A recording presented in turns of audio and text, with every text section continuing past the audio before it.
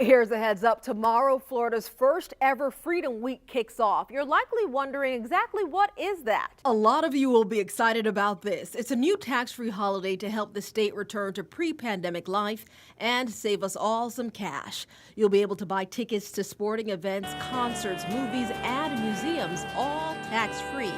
Now, these events must take place between July 1st and December 31st of this year. You can also get sports and outdoor equipment like boating, camping, and fishing supplies. The 2021 Freedom Week sales tax holiday does not apply to sales in a theme park, entertainment complex, public lodging establishment, or airport. So Freedom Week starts July 1st and wraps up July 7th. In the Information Center, I'm Keitha Nelson, First Coast News on your side.